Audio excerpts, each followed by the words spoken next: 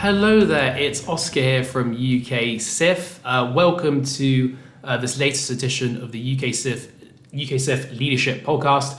Really delighted to be joined by our Chief Executive at UKSIF, James Alexander.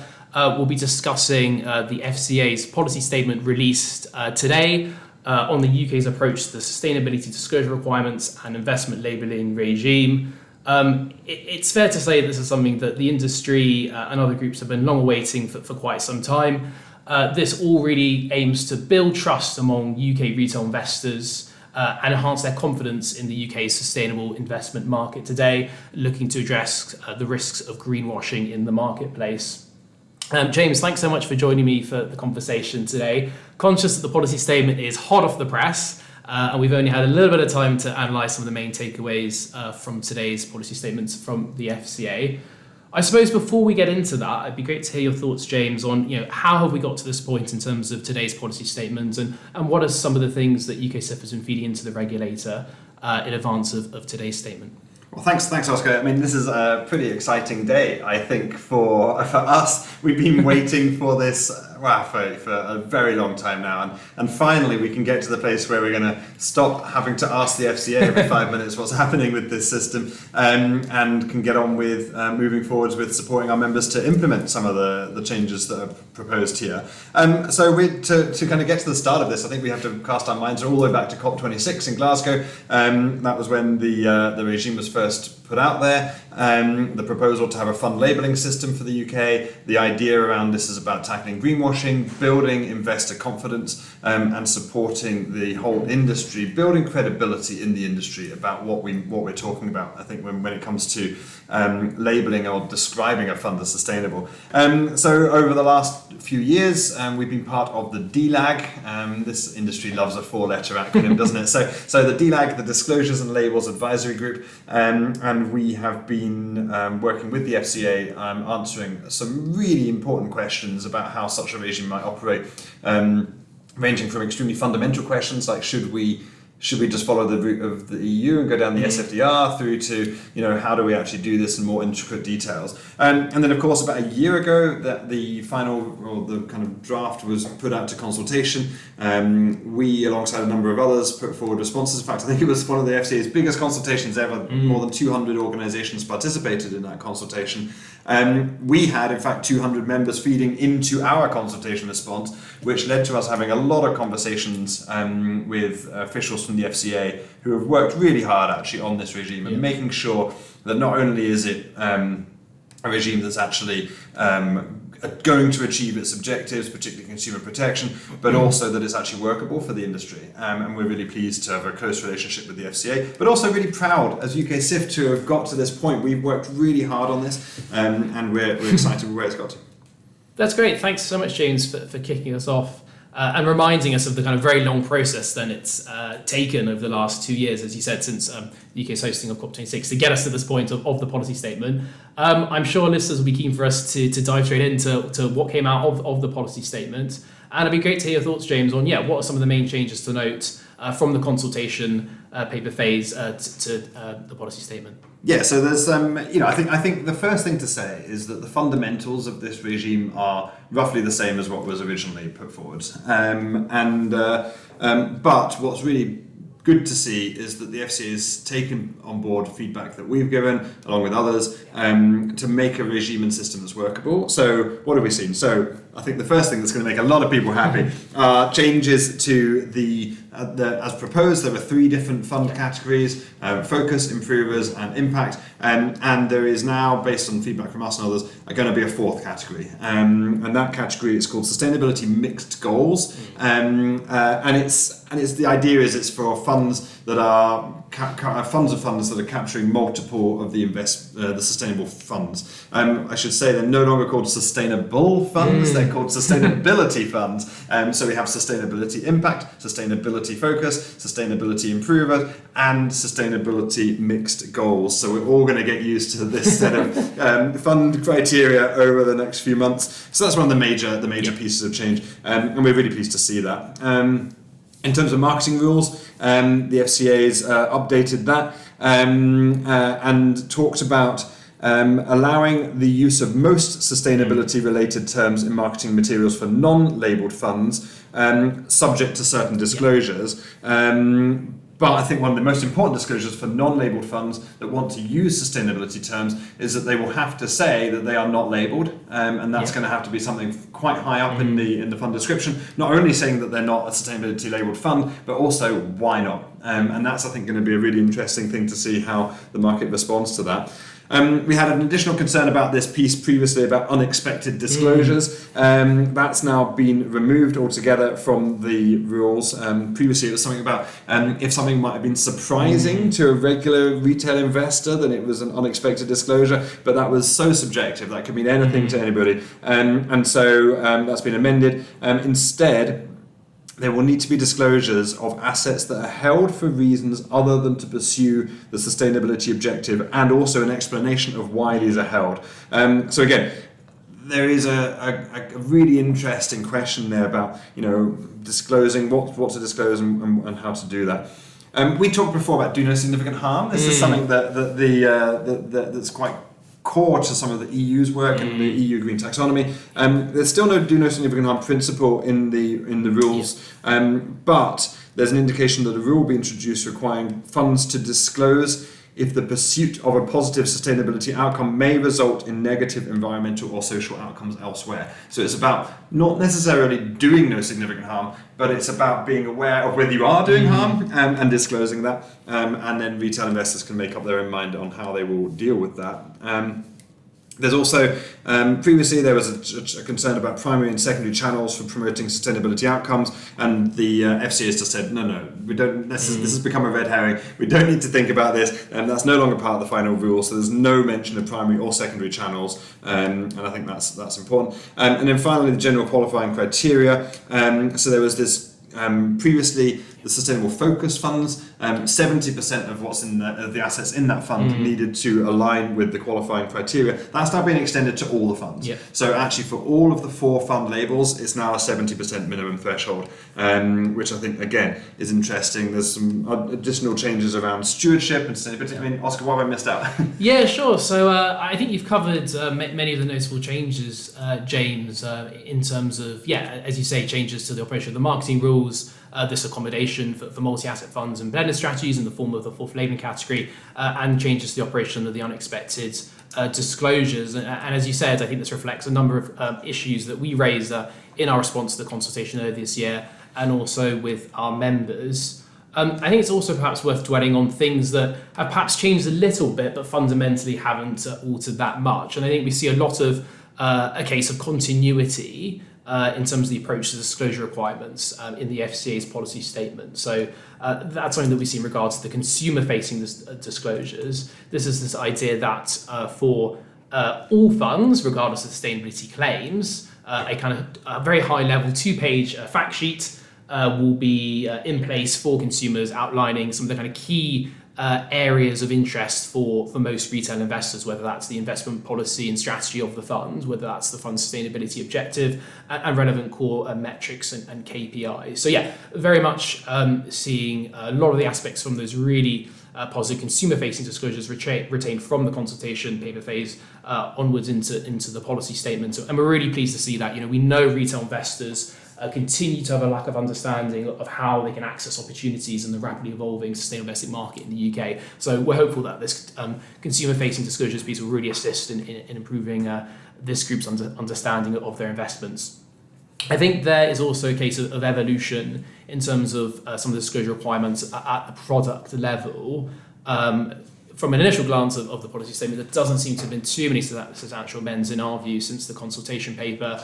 For example, there's a quite broad approach adopted in terms of the product level disclosures, in terms of highlighting the baseline set of metrics to demonstrate the extent to which a fund is moving towards that more sustainable future. So there's a reference to metrics such as the UK's Green Taxonomy and other metrics as well beyond the taxonomy alone.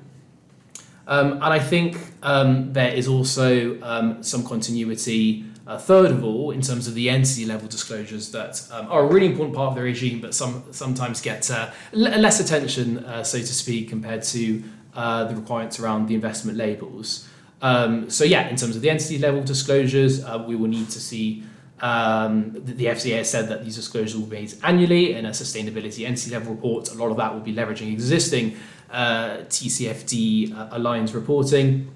And there's also, interestingly, a reference in the entity level disclosure requirements to the International Sustainability Standard Board's ISSB standards, and it's noted that these may be a good starting point for asset managers in terms of presenting those entity level disclosures to clients. Just talking about international standards, that reminded me of one exciting piece, which is, as you will be aware, that I'm the chair of the Global Sustainable Investment Alliance. Just a few weeks ago, we put out some new definitions of sustainable investment, which we worked on closely with the CFA Institute and PRI. And one really exciting thing from that perspective is that these definitions have actually been pretty much lifted and put straight into the document as an example of some sustainability definitions. So yeah, talking about international frameworks, and actually just on the international piece, we spoke to the FCA earlier today to get a briefing on this consultation paper, which was fantastic. One of the things that we again reiterated is our view that the FCA is now creating a world-class regime. But that doesn't change the fact that it's different from other places in the world, and we definitely need to now make sure that the FCA is going out into the world, showcasing what we've done here in the UK and trying to get other countries to adopt something similar. I think that's an important part of the next steps. I certainly agree with that, James. And I mean, I guess that takes us to where do we see some of the uncertainties lying in terms of the future implementation of the regime? I think, for sure, one point is around how do we get as much mapping as possible between firms' existing product and fund range that might qualify under the SDR, and how can we get that mapped across as neatly as possible to the EU's SFDR and indeed the US SEC's rules, which we're still awaiting. For our members who are operating internationally in many different markets around the world, getting that consistency is really important, including in the fund disclosures that their clients based in different countries will be receiving. I think one point to note is that actually in practice it's really difficult to achieve this. We've seen the Commission embark on this wholesale review of the existing SFDR framework. It seems that this framework continues to be in flux, so actually getting this mapping in practice for the FCA is certainly not going to be an easy task. There is a diagram in the paper which tries to outline how the SFDR, the proposed product categories under SFDR align with the the new SDR labels for the UK. But there's always the asterisk for Article 8, which says Article 8 funds would need to level up to qualify for the SDR labels. And so something we're looking to do now is to produce a little bit of guidance for members on how and what that levelling up might look like, and we'll see if we can do that, particularly in reference to the new product categories. So on page 124, if you're looking at the document, the FCA has created that diagram, which I think also shows just how much updating this document has needed over the last few months. It's every other week there's something new happening somewhere in the world. The FCA has tried to keep this up to date. It's tried to align it with what's happening elsewhere. Even the GSIM definitions that I mentioned a minute ago, they only published a couple of weeks ago and they made it into the paper, which is great. But there's so much change, so much speed of change. How do we make sure that what we're doing remains up to date? And I guess that just goes to show, James, that this landscape is continuing to evolve, including in respect to regulatory approaches from different countries. We've talked a bit about the EU SFDR's evolution going forward. I think there's also the US SEC's ESG fund disclosure rules, which I think we were expecting in November. It's now the 28th of November, so I wouldn't bet on seeing those anytime soon. But it just goes to show that there's so much going on in this space. And of course, for the FCA and ourselves to keep up with this and promoting that consistency where possible across regimes is always very, very difficult in practice. In terms of another uncertainty that lies ahead that I wanted to touch on, and James, you may have some thoughts as well, is I guess the role of financial advisors and independent financial advisors as part of the regime. I think for some time we've been saying, alongside some of the members, that there was not really enough clarity given to the approach to this group in the financial services ecosystem, and this This is really important to address, given that a lot of advisors will be at the coalface of the regime and will be key to making sure this regime is implemented as well as possible, and that retail savers really have a good understanding of the respective objectives and the purpose of each of the 4 sustainable labelling categories. So yeah, I think and of course financial advisors, this paper makes very clear that financial advisors and distributors are covered by the proposed anti-greenwashing rule, which does actually go out for consultation today. There's a consultation paper on that, and we'll be looking at that in due course. But yeah, to be covered by this anti-greenwash rule, there's an awful lot that advisors now need to really think about. So yeah, there's definitely a gap there. Absolutely, and I think to help address this gap, we've seen the policy statement today confirming that there'll be an independent working group established to advise the FCA on how we can get clarity on the approach to financial advisors and the advisor community at large. It's really important that we get this right, and it's good to see the FCA recognise the important role that they will play as the regime beds in. Maybe a third area in terms of an uncertainty that lies ahead, separately to the issue we discussed, James, around mapping to other regimes, the role of advisors, is the treatment of overseas funds. I think it's worth remembering that actually it's only UK domiciled funds that we covered by the SDR investment labelling regime initially, and in due course we hope the FCA, working alongside HM Treasury, will consider the approach to overseas funds. So yeah, that's something that we've called for some time, and we'll hope to see action take place in due course. It's interesting to see in the policy statement actually that FCA is putting the onus seemingly on Treasury to act, and there's a case of whether primary or secondary legislation would be needed to extend the regime to overseas funds. Yeah, because another thing to because I think it does remain the case that the FCA doesn't have the powers to introduce this for overseas fund. Is that actually what part of the problem is? Possibly. It's not totally clear in the policy statement, but yeah, there's that reference, I think, to the role of Treasury as part of this. So yeah, it seems from initial glance that some role for Treasury working with the FCA will be needed to cover overseas funds, and that's really important given a lot of our members' funds, whether they're sustainable or not, are based outside of the UK and are based in other jurisdictions in the EU, for example.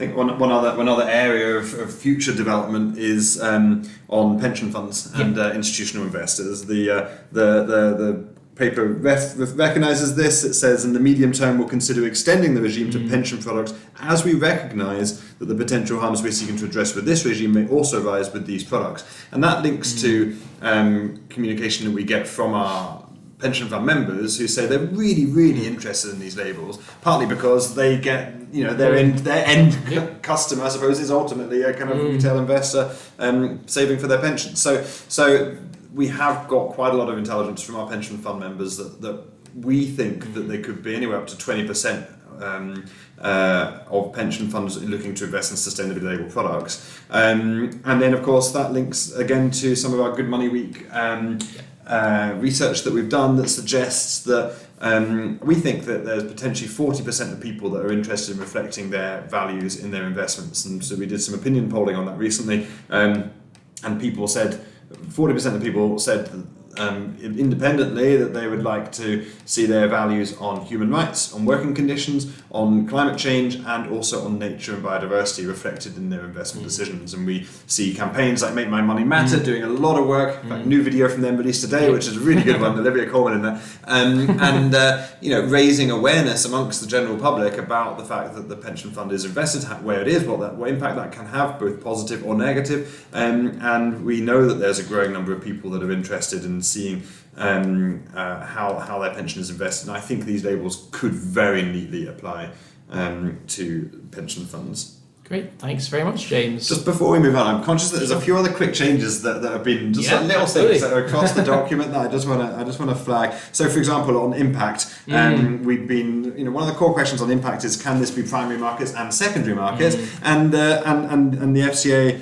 suggests that investing in public markets can be aligned to a sustainability impact category as long as other criteria are met. And so it does remain to be seen in my mind whether it's possible to construct a fund that meets those other criteria, but nevertheless the FCA has not ruled that out in their framework. And I think, again, just actually a broader reflection, some regulators like to put the investment industry on rails. You cannot deviate. You just you're on your railway and off you go.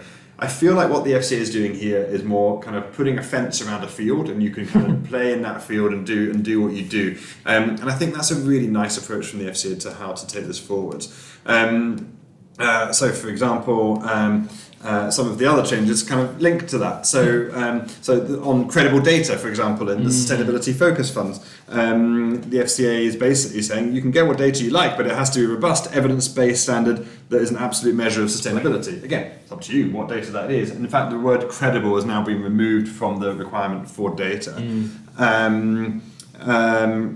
Actually, another pretty big piece is on stewardship. The FCA says we've not been prescriptive as to the form of which stewardship should take place, or whether that's at a firm level or product level or what. But what they've done is they've removed references to terms that may imply that there is some sort of approach. So active stewardship, engagement, voting, all of these things have been taken out of the guidance. There's another piece on investment objectives. I think the FCA did seem to get some feedback, not from us, because we quite like the idea of a sustainability label fund having two objectives, a financial objective and a non-financial objective. And the FCA has now made it clear that that is going to stay, that's how it's going to be. So the sustainability objective is also going to be an investment or a fund objective as part of the other things. Final couple of pieces that I wanted to just flag on ethical investing. This was kind of almost conspicuous by its absence. It's been one of the longest standing forms of investment that members have been considering in the history of UKSIF. And so recognising it's a common approach, the FCA has kind of clarified that ethical investing is fine, but actually the ethical investing is different from sustainable investing, although if the ethical fund does have in its marketing and its literature elements related to sustainability or some sort of environmental or social characteristics, that would then fall into the scope of the FCA's naming and marketing requirement, which we referred to previously.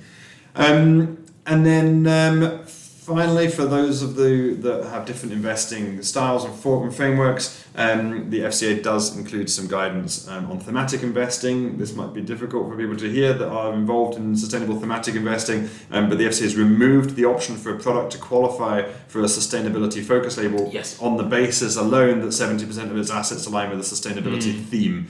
It says thematic investing approaches may be applied across the labels, but it's got to meet the other rules around sustainability labeled products. There's a whole page on passive investments, and we've had loads of questions from members in the past about passive and can you have a passively managed sustainably labelled fund, and the FCA believes strongly the answer to that is yes, but it does, and actually they say that they've designed the labels to accommodate both active and passive strategies. But what they say is it's basically the onus is on the manager to make sure that the index being used is aligned to the sustainability objective that the fund has got in its label. And not only that, but the onus is on the manager to make sure that as that index develops and changes over time by the index provider, that it continues to meet the sustainability objective of the fund. So that's going to be really interesting to see how that plays out. But I'm excited to see that passives can be labelled sustainable, because I think that's such an important part of the market and something that needed to be incorporated. And then there is a little tiny box on derivatives and short selling. We have, I think, long kind of said that alternatives have a key role to play in the sustainable finance industry, as evidenced by the success of our Alternative Investment Week, which we do every year. But there needs to be more here, and the FCA refers to how derivatives and short selling can align, but firms need to explain how their use aligns and contributes to the sustainable product sustainability objective, and the FCA is not being prescriptive around how they should be calculated or treated. So, still quite a lot, I think, of insight to be gained from across the industry, and a lot of thinking to be done around that. Absolutely. Well, thanks so much, James, for taking us through all those other changes that we haven't covered in our conversation already. There's so much in the policy statement that's running, I think, to 200 plus pages, and no doubt more key themes that we haven't had a chance to touch on in our conversation, James, will no doubt emerge in the coming days. Perhaps turning towards the kind of future, how do we see the SDR regime evolve going forward? What are some of the next steps that we should expect? There were a lot of consultations, for example, that were mentioned in the policy statement. Yeah, well, the immediate next steps are the timelines of all of this coming into force. And page 12 has a handy diagram which outlines all of the implementation timelines. So the anti-greenwashing rule comes into force on the 31st of May, which is interesting because it's still out for consultation on exactly how that looks. That consultation closes at the end of January, so the FCA is going to have to really work hard to get guidance to industry in time for that anti-greenwashing rule to come into force. But broadly speaking, we know what that's going to be about. It's about making sure that the sustainability claims made by funds are clear, fair, and not misleading, which, on many levels is broadly covered by some of the existing rules that the FCA has, but I think it's making very clear that this specifically applies to greenwashing as well. Firms can start to use these new sustainability labels and the disclosures that come with them from the 31st of July next year. So sort of 7-8 months from now. And the full naming and marketing rules come into force almost exactly a year from now, the 2nd of December 2024. A year after that, the entity level disclosures for large asset managers, very large asset managers, those over 50 billion of AUM, they come into force on the 2nd of December 2025. And for smaller managers, those with an AUM of over £5 billion, they will come in a year later on the 2nd of December 2026. One of my board members earlier expressed, one was expressing delight that they're not going to be brought in until then, another expressed horror because they still won't have retired by the time they come in. So it's a looming deadline, even though it's many years into the future. So that's the timeline of that. Of course, we've got the anti-greenwashing consultation. Are there other consultations I've missed? I think so. There is a consultation looking at how the rules will be applied to portfolio management products and services. And then also in terms of the treatment of overseas funds that James, we were talking about earlier, would like to see a consultation ideally on those types of funds going forward. And no doubt there will be other consultations that the FCA and others will be looking to launch in due course. We might see something perhaps on the approach to IFAs and financial advisors potentially as well. So yeah, I think broadly speaking, today's policy statement is only the kind of start of the journey in terms of the development of this regime. It's very much the start of the journey for UKSIF. There's a lot of work that we want to be doing with our members and other groups to make sure we get this implementation of the rules as smoothly as possible, to the benefit of our industry and of course the clients and savers that they serve. Yeah, I mean, this is a really great day, but it's like, I think, the start of something rather than the end of something. It might be the end of the consultation phase, but it's the start of now creating these sustainability label funds, and I think that's going to be a really exciting period for the industry. That's what we're here for. We will support our members to move things forward. In the very immediate sense, we've sent out a very big policy update newsletter to members today. So if you are a member, check out your inbox and check out that policy newsletter. It's got a bit more detail on some of the things that we've talked about in this podcast. If you haven't received that email and you are a member, do get in touch and we'll make sure that you get a copy of that. But yeah, I think there's a lot of questions, a lot of exciting next steps, but this marks the closing of one chapter and the opening of the next. So I'm pleased with where we've got to. I'm pleased with the role that UKSIF and our members have played, and Oscar, particularly to you, you've worked tirelessly on this for a very long time. So yeah, I think we should all be proud of where we've got to, proud of the influence that we've had, but look forward to the future. Great stuff. Thanks so much, James, for joining for this conversation, this wide-ranging conversation on today's policy statement from the SDR. Lots more work ahead. I've really enjoyed this podcast session. And yeah, just to say a huge thank you to our listeners for tuning in to this latest edition of the UKSIF Leadership Podcast. Please do like and subscribe to our podcast, which can be found on all the major stream platforms, whether that's Spotify or Apple Music. And yeah, thanks to James for joining me again for this session.